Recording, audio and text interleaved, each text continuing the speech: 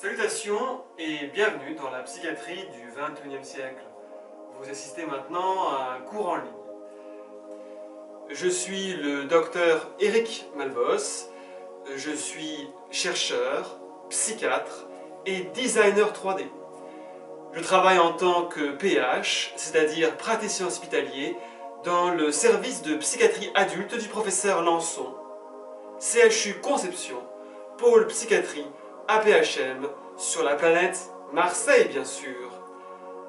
Eh bien, aujourd'hui, nous allons parler des TOC, c'est-à-dire des troubles obsessionnels compulsifs.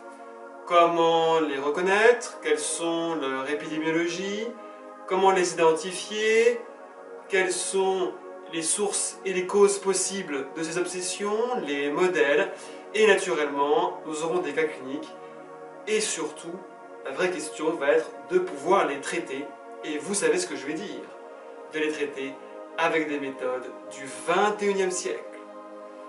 Sans plus attendre, commençons ce cours.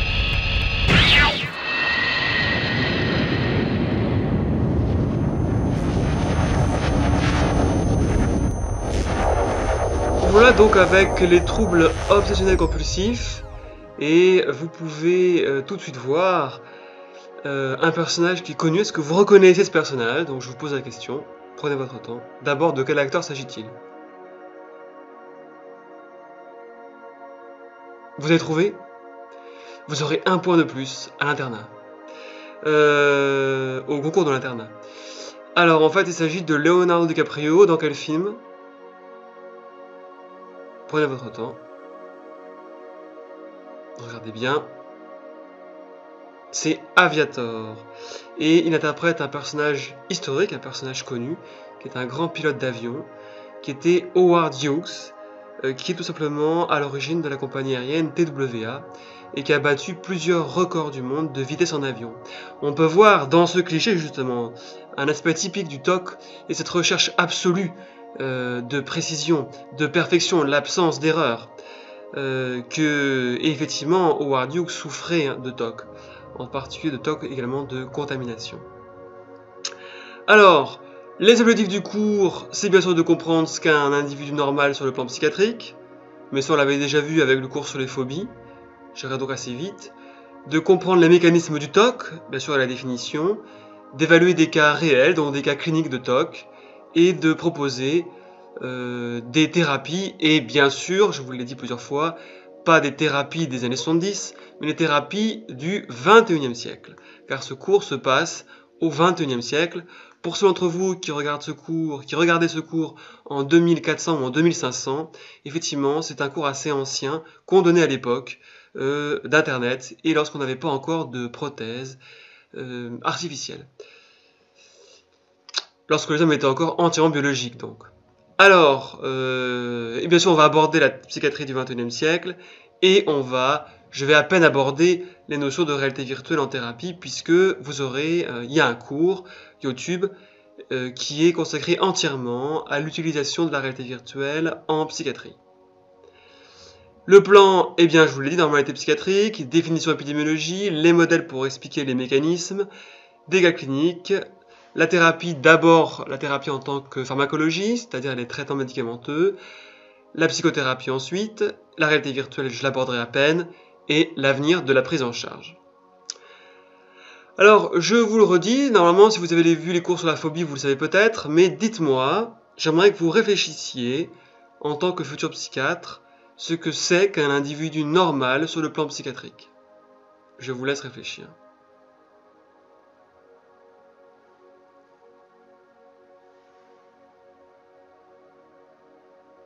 Alors, vous avez trouvé? Donc, c'est pas un individu, évidemment, vous pouvez dire que c'est un individu qui est comme les autres. Eh bien, si c'est un individu qui est comme les autres, c'est la normalité statistique. C'est-à-dire un individu normal est un individu qui est dans la moyenne, dans la courbe de Gauss. Donc les extrêmes ne sont pas les individus normaux. Autrement dit, l'individu normal est un individu qui est moyen, qui est médiocre d'après cette définition. La normalité sociétale, là c'est un individu qui va correspondre à un modèle d'un idéal ou d'un collectif ou d'une société, Et à ce moment-là, la personne qui est pathologique, c'est l'individu qui est anticonformiste, qui est rebelle, ce qui pose un problème, car à ce moment-là, tout contestataire serait considéré comme un individu anormal d'après cette normalité. Voilà, je cite souvent l'exemple des Caraïbes. Les Caraïbes qui vivaient dans les Caraïbes, c'est-à-dire en Guadeloupe, en Martinique, avant les Arawaks, ou après les Arawaks, je crois que c'est après les Arawaks.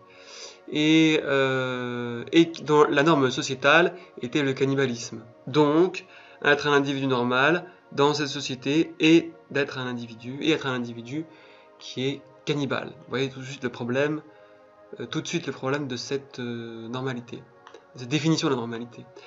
La normalité fonctionnelle me paraît, en tant que psychiatre, la plus équilibrée, puisque le sujet normal, on ne le définit pas par rapport aux autres, par rapport à une société, on le définit par rapport à lui-même. C'est-à-dire que l'individu normal est celui qui présente un fonctionnement optimum par rapport à ses caractéristiques psychologiques propres. Donc, la normalité correspond à une forme d'épanouissement, en fait. Mais ceci, c'est un point important, sans que cela entraîne une souffrance pour l'individu, pour lui-même, ou pour les autres. Car sinon, je reprends aussi l'exemple du docteur Hannibal Lecter du Silence des agneaux. À ce moment-là, ce psychiatre psychopathe s'épanouit dans le meurtre d'autrui, et il serait donc normal. Donc c'est important de dire que, pour être bien sûr que ce soit la bonne normalité, que c'est sans la souffrance d'autrui. À ce moment-là, le docteur Hannibal Lecter n'est pas normal sur le plan psychiatrique. La normalité dynamique, donc là c'est aussi une définition qui est intéressante, puisque c'est la capacité du sujet à créer de nouvelles normes quand la situation l'exige, donc pour s'adapter à la situation. L'individu pathologique est donc l'individu rigide, dont les normes ne varieront pas, quelle que soit la situation.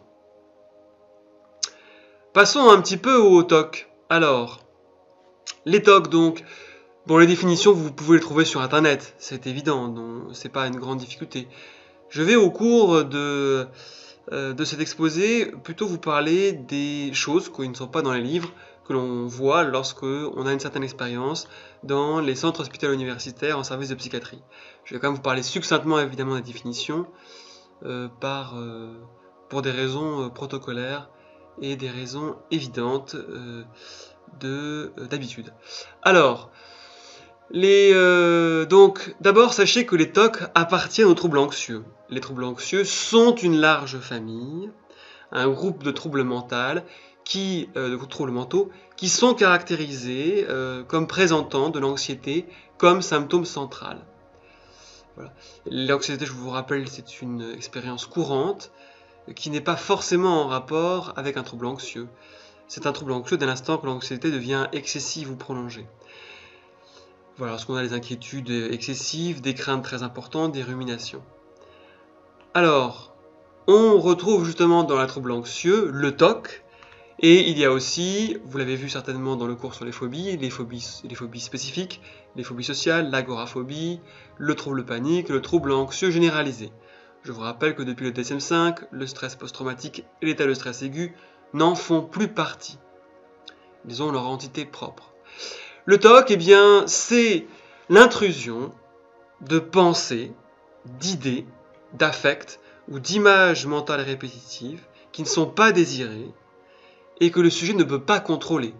Comme par exemple faire du mal à son mari, l'étrangler, penser qu'on va étrangler son conjoint dans la nuit, penser qu'on va violer une personne, penser que l'on va tuer une personne avec un couteau, penser qu'on va avoir des actions immorales, ou penser que l'on va être contaminé.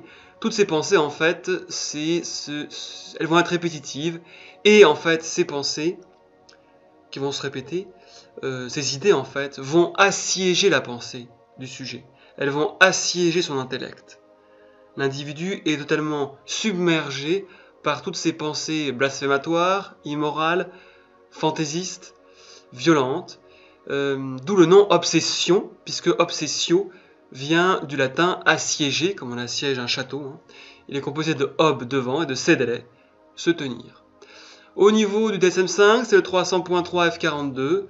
Il s'agit donc, d'après le DSM-5, des pensées ou des impulsions ou des images qui sont récurrentes et persistantes, et qui sont perçues et qui vont entraîner une perturbation. Elles sont considérées comme intrusives et inappropriées et elles vont causer de l'anxiété ou une sensation de détresse. Elles vont conduire, c'est ça aussi pour lequel c'est cet aspect qui est connu dans les TOC, elles vont conduire à des rituels, donc des comportements répétitifs que la personne se sent poussée à répéter et à effectuer dans le but de se soulager, dans le but de diminuer l'anxiété. Les critères A, B et C du DSM-5, la présence de ces idées répétitives, donc de ces obsessions, et ou de compulsions, donc de l'acte. Les symptômes font perdre au moins 1 heure par jour au patient, ce qui entraîne une souffrance cliniquement significative ou une altération du fonctionnement social ou occupationnel. Les symptômes obsessionnels ou compulsifs ne sont pas dus à des effets physiologiques, une substance ou une affection médicale générale, comme le serait l'hyperthyroïdie, l'hypothyroïdie, un syndrome frontal, la prise de drogue, etc. Alors, c'est ce qu'on voit, c'est ce que vous verrez chez tous vos patients, c'est que ce qui est vraiment au centre de TOC, c'est le doute et l'incertitude. Parce que ils ont ces thèmes en fait qui sont liés à la catastrophe, qui sont liés à la violence, qui sont préjudiciables pour eux-mêmes ou pour les autres, qui sont défavorables. Ils sont toujours dans l'idée qu'ils ont commis une erreur ou qu'ils ont commis une faute. Donc ça peut être l'erreur dans la conduite d'un véhicule, ils ont peur d'avoir écrasé des personnes.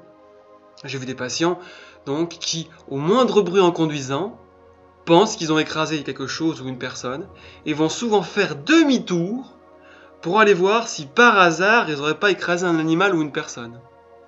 Ça c'est justement le retour en arrière en voiture, c'est le rituel justement. Mais c'est pour vous montrer que vraiment, il y a toujours ce doute, est-ce que j'ai pas écrasé une personne? Est-ce que j'ai bien fait? Est-ce que j'ai agi correctement? Voilà, donc la peur, voilà, ça peut être aussi face à autrui, ça peut être la lecture, ça peut être l'écoute. La personne n'est pas sûre d'avoir bien compris. Elle veut être sûre d'avoir bien compris. Donc elle va vous faire répéter plusieurs fois la même phrase, ou elle va vous envoyer plusieurs mails. C'est bien à ce jour-là que j'ai rendez-vous? C'est bien à ce moment-là? Est-ce qu'on m'avait bien dit? Etc. Par rapport à une pensée donnée, c'est-à-dire le fait d'avoir des pensées qui sont liées au fait d'avoir fait du mal, à l'idée d'avoir fait du mal. Par exemple, j'ai peur qu'en ayant approché cet enfant, eh bien, j'ai fait des attouchements. J'ai vu des patients qui ont pensé ça. Et ils ont peur d'avoir attouché les enfants, alors que ça n'est jamais arrivé. Ça n'est jamais arrivé, c'est juste l'idée. En fait, l'idée je vais tuer mon conjoint, je vais devenir nazi, je vais devenir homosexuel. Donc j'ai vu des patients qui ont peur d'être nazis ou qui ont peur d'être homosexuels, alors qu'ils ne le sont pas, mais c'est juste l'idée. Et ils sont assaillis par cette idée donc. Le sujet donc est incertain de la qualité de son évaluation. Il n'est pas sûr, il y a ce doute, il y a cette incertitude dans sa pensée ou dans son acte. Ce qui fait que pour répondre à cette incertitude et pour s'assurer d'avoir bien évalué, le sujet va excessivement vérifier. Il va être à la recherche d'une précision et d'un contrôle absolu sur ce qu'il a fait. Cette espèce de recherche de la perfection dans son geste et dans ce qu'il a effectué. Et par conséquent, il y a la peur de prise de risque et la tentative de mettre fin aux signaux d'erreur, car à ce moment-là, ils ont toujours cette sensation d'avoir commis une erreur, un signal d'erreur. J'ai écrasé la personne, j'ai mal fait mon travail, j'ai brisé un objet, je n'ai pas tout bien nettoyé, je n'ai pas parfaitement nettoyé mon corps, donc qui va conduire à ces questionnements, produisant l'anxiété et les rituels. Alors, vraiment, retenez surtout que dans les TOC, il y a 3 signes principaux. Le premier signe, ce sont bien sûr les obsessions. Les obsessions, ce sont les idées, donc c'est l'irruption non désirée d'idées, de pensées ou d'images, de représentations que le sujet ne peut pas contrôler. La femme qui va s'imaginer, qui va se voir étrangler son mari durant la nuit. La personne qui va être au contact du sang et qui va avoir comme idée qu'elle va avoir le sida ou l'hépatite. La personne qui au moindre bruit donc aura la sensation qu'elle a écrasé une autre personne. Donc elles sont en désaccord avec la pensée consciente, le sujet comprend que ce n'est pas normal et il reconnaît que ses pensées viennent de son esprit. Ces pensées qu'il a ça, il comprend que c'est lui qui en est à l'origine, pas un objet ou une personne extérieure, comme dans les psychoses. Elles entraînent donc une certaine anxiété et le sujet va tenter de les contrôler ou de les ignorer. Je ne veux pas y penser, je ne veux pas y penser. Elles ne sont pas, malgré ce que je vous ai dit en fait tout à l'heure, elles ne sont pas au début reconnues nécessairement comme pathologiques, excessives en intensité, en durée, en fréquence, mais quand le patient va vous voir, c'est qu'il a compris que c'était effectivement pathologique et que ça le faisait souffrir. Les compulsions ou les rituels, eh bien ce sont les actes. On a parlé des pensées tout à l'heure, maintenant ce sont les actes, donc ce sont des comportements, des actions répétitives qui sont observables s'il s'agit de vérification. Le CG va vérifier le compteur électrique, la serrure, la cuisinière pour le gaz, parce qu'il va penser que sa maison va prendre feu, que sa maison va exploser, qu'il va faire du mal à autrui. Ou ça peut être également des actes qui ne sont pas visibles, comme des actes mentaux. Le fait de répéter plusieurs phrases dans sa tête, de compter plusieurs fois dans sa tête. La femme qui avait peur d'étrangler son mari dans la nuit, et qui ne l'a jamais fait, donc c'est juste une idée, son acte mental répétitif, c'était de se répéter 20 fois « mais j'aime mon mari ». Donc elle se répétait « mais j'aime mon mari, mais j'aime mon mari ». Elle faisait ça 20 fois. C'était ça son acte mental. Pour les comportements observables, donc comme la vérification, c'est donc, pour vérifier la cuisinière, ça va être de nettoyer ses mains 20 fois ou 50 fois par jour, ça va être de prendre sa douche pendant une demi-heure, ça va être de demander à son mari d'observer qu'on a bien pris sa douche, etc. Et le sujet se sent obligé de les accomplir pour neutraliser l'anxiété provoquée par les obsessions. Ces rituels ont donc un aspect magique, elles ont pour but, pour la personne, de conjurer ou de prévenir un danger imaginaire et obéissent à des règles superstitieuses, des règles magiques bien précises qui sont propres au sujet. Alors, le troisième signe, dans cette triade qui concerne les TOC, c'est l'évitement. La personne, un peu comme les phobies, il est vrai, va éviter les objets ou les situations qui sont associées à ces pensées ou ces rituels. Donc afin d'atténuer la survenue de ces obsessions ou les rituels, donc la personne va commencer à éviter les lieux ou les objets qui sont en lien avec ces obsessions. La personne qui a peur de la contamination par le sang ou par les bactéries va éviter les hôpitaux. La personne qui a peur d'être contaminée par les autres va éviter les contacts humains. Donc c'est le coup classique du patient qui vous serre la main avec un gant. Les couteaux, donc j'ai vu des patients qui avaient peur de blesser les autres avec un couteau, ou même de se blesser eux-mêmes, de prendre un couteau sous l'impulsion, c'est une idée, mais ça n'arrive jamais, de prendre un couteau et de se percer les yeux, j'avais vu un patient comme ça, et du coup, par conséquent, ils vont éviter tous les objets, ils ne vont pas s'approcher des couteaux et des tournevis. La conduite des véhicules, je vous l'ai dit, les personnes qui ont peur d'avoir écrasé des piétons vont finir par éviter de conduire finalement. Ou certaines images, des personnes qui ont peur d'être homosexuelles vont éviter les images d'hommes ou de femmes torse nu, ou les images d'Hitler, ou de Himmler, ou de Albert Speer, donc s'ils ont peur d'être nazis, ou des images de démons, etc.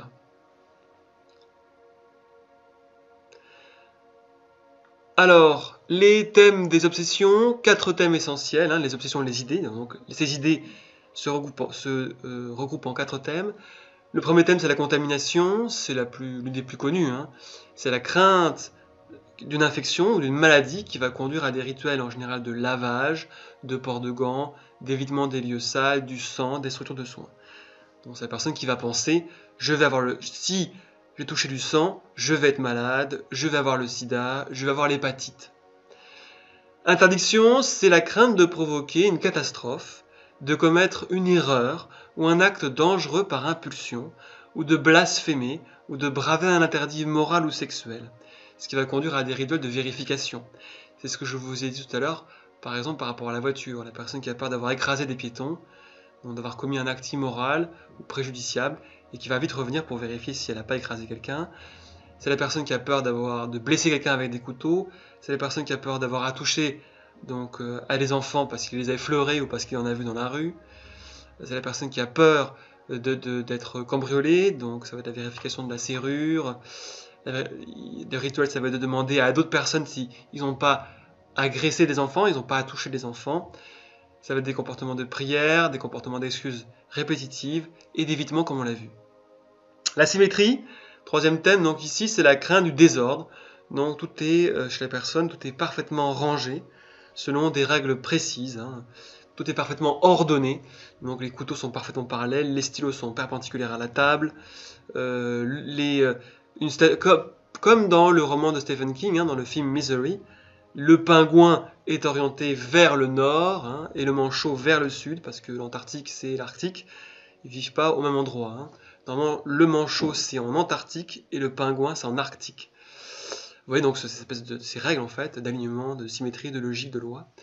L'accumulation, qui est le dernier thème, c'est la crainte de perdre des objets précieux ou utiles qui provoquent une accumulation d'objets chez la personne, ce qui peut aller à des journaux, des vieux objets ou parfois même des détritus. C'est ce qu'on appelle la silogomanie. Hein. La personne va assembler des objets. Mais si en plus le pasteur vous paraît sale et négligé sur le plan hygiénique, on parle alors de syndrome de Diogène. Donc si la personne est propre et n'est pas sale, donc à ce moment-là, c'est une silogomanie. Donc la personne va accumuler tous ces objets, toujours avec l'idée, ça pourrait m'être utile un jour. Hein. Donc elle va les accumuler, et ça peut aller très loin. La personne peut même ramasser des objets dans la rue, et j'ai même vu des patients qui ont loué des garages exprès, juste pour accumuler les objets que d'autres personnes ont laissés dans la rue. Voilà donc. Ce qui fait qu'ils n'aiment pas du tout les personnes qui laissent des objets dans la rue, parce que ça les oblige eux à les ramasser. Vous imaginez jusqu'où ça va. Alors, j'aimerais juste, sur cette page, vous parler du terme phobie d'impulsion, parce que je me rends compte que ça prête à confusion. La phobie d'impulsion, même si je sais, il y a le mot phobie dedans, c'est un TOC. Et c'est un TOC à thème d'interdiction. Le sujet craint, par impulsion, de commettre un acte illégal, immoral, dangereux ou délétère pour lui-même ou pour les autres. Donc ça va être la personne qui va avoir peur de se jeter dans le vide. Vous voyez, vous ne devez pas confondre avec l'acrophobe, c'est-à-dire la peur des hauteurs. Lui, au niveau des pensées, ça va être « j'ai peur de tomber, je vais chuter ». Le TOC, lui, qui a peur des hauteurs, c'est donc pas une phobie, lui ça va être « je vais me jeter ». J'ai peur par impulsion de me jeter. C'est pas du tout la même chose. Donc pensez bien à poser la question au niveau des pensées, mais par rapport au vide, vous pensez quoi ? Vous avez peur qu'il se passe quoi ? Et ça vous aidera à faire la différence entre l'acrophobe et le TOC par impulsion. Donc la peur de se jeter dans le vide, la peur d'étrangler son conjoint, hein, je vous l'ai dit, ou ses parents. J'ai vu des patients qui avaient peur de blesser leurs parents, hein, avec des couteaux, ou alors des femmes qui avaient peur d'étrangler leur mari dans la nuit.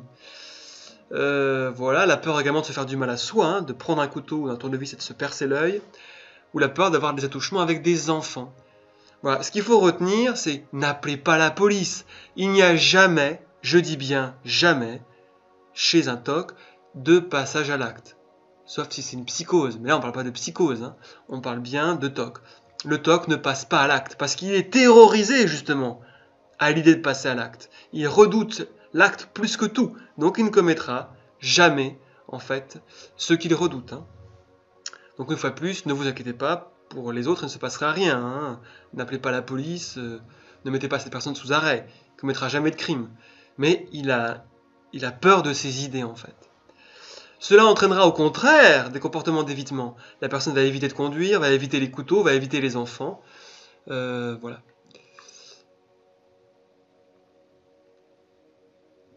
Alors, là, c'est typiquement ce que la personne va redouter. Dans quel cadre, à votre avis ? Bon, c'est écrit, c'est vrai. C'est bien sûr la contamination. Être aussi près de ces personnes, c'est terrible pour une personne qui a un TOC de contamination. Donc, il va éviter, bien sûr, les transports en commun bondés. Les contacts sociaux aussi, la personne qui a peur de la contamination, donc le thème de la contamination, va éviter les personnes sales, ou même les personnes qui ne sont pas forcément sales, mais va éviter de les toucher, parce qu'ils sont porteurs de germes, de bactéries, de virus. L'évitement des couteaux, notamment dans l'interdiction, on vous l'a dit, avec l'impulsion, la peur ainsi de blesser quelqu'un ou de se blesser. Ça va être dans l'interdiction avec vérification, c'est la peur, donc effectivement, d'avoir mal fermé les verrous, enfin les robinets, les indicateurs de la cuisinière, surtout les cuisinières à gaz naturellement, hein, et d'entraîner un incendie dans la maison, ce qui va conduire à des rituels de vérification. On va vérifier 5 fois, 10 fois que la cuisinière est bien fermée, que le gaz est bien verrouillé, etc. C'est le désordre dans le cas de la symétrie. Eh bien, là, c'est ce que redoute. Hein. Ah oui, je vous l'ai pas dit, excusez-moi. Hein, c'est vrai que je devrais quand même parler de quoi il s'agit. Là, c'est un métro donc à Tokyo. Hein, vous pouvez le deviner. Si vous êtes déjà à Tokyo, vous savez que c'est terrible. Hein. Ce qui est un peu paradoxal par rapport au japonais. Là, vous l'avez reconnu, c'est... Je vous écoute. C'est Beetlejuice, le film Beetlejuice, joué par Michael Keaton, qui avait aussi joué dans Batman de Tim Burton, et ce film est aussi de Tim Burton, que je vous conseille d'ailleurs. Il est vraiment très drôle et très original.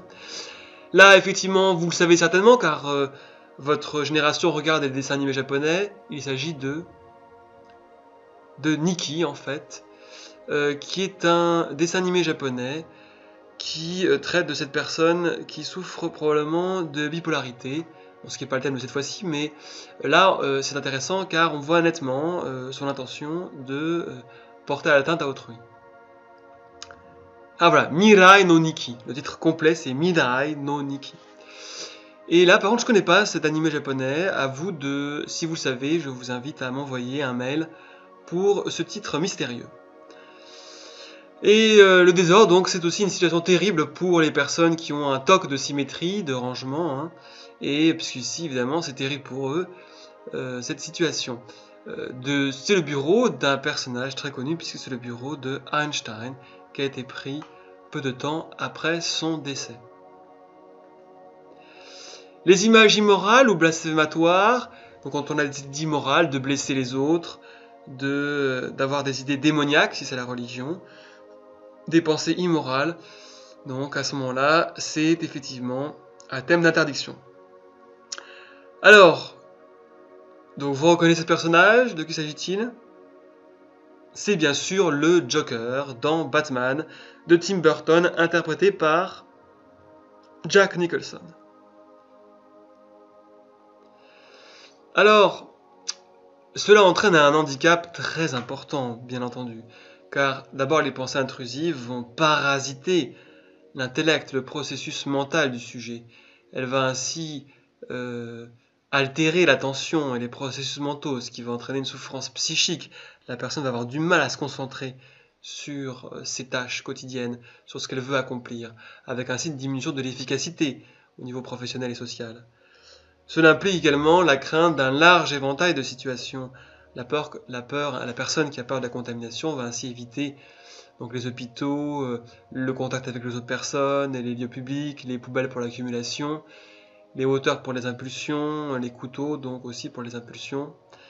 Et on va avoir un impact ainsi professionnel. Le sujet va éviter de prendre l'avion, va éviter les réunions, va éviter les sorties, va éviter les soirées, va éviter les transports, et des répercussions sur la santé quand la personne veut éviter de rentrer dans une IRM pour des raisons d'hygiène.